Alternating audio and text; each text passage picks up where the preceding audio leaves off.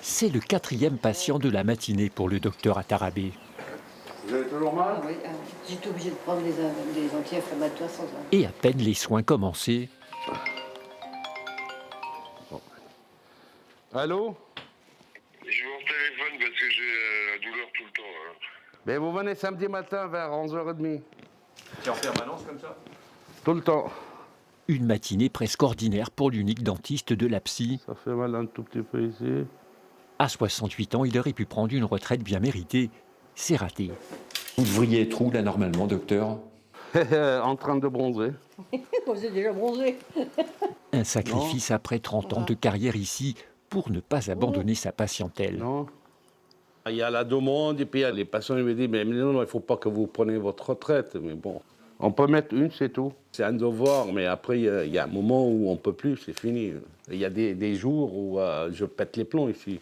Mais amenez la couronne au moins. Un dévouement plus qu'apprécié par les habitants du village. Je lui tire mon chapeau déjà, parce que moi je pense que je le ferai pas. Mais heureusement qu'il y a des gens comme ça encore. De toute façon, il faut bien qu'il y ait quelqu'un qui se déroule quand même. Hein. S'il ne travaille pas, quelle autre solution?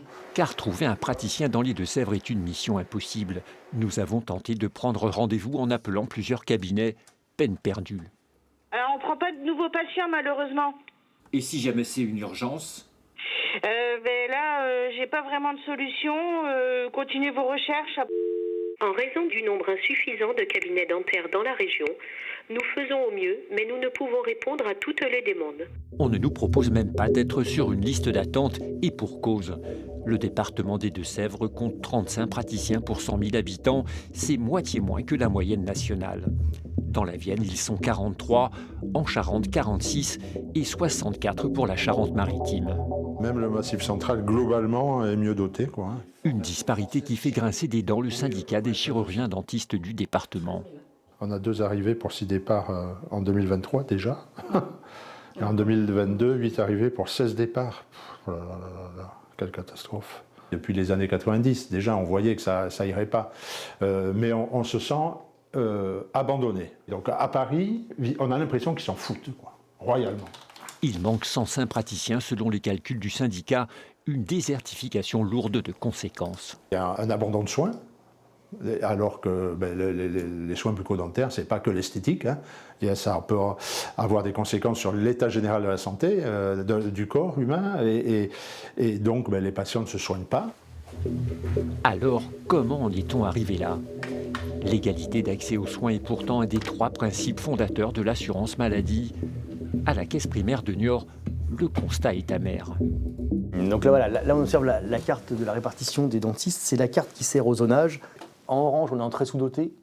En bleu clair, c'est sous-doté. On voit que plus de la moitié du territoire est en zone très sous-dotée. Malheureusement, c'est au fil des années, des départs en retraite et pas assez de jeunes formés pour venir remplacer. On n'a pas de fac dentaire en Aix-Poitou-Charentes. Les jeunes s'installent plutôt là où ils sont formés.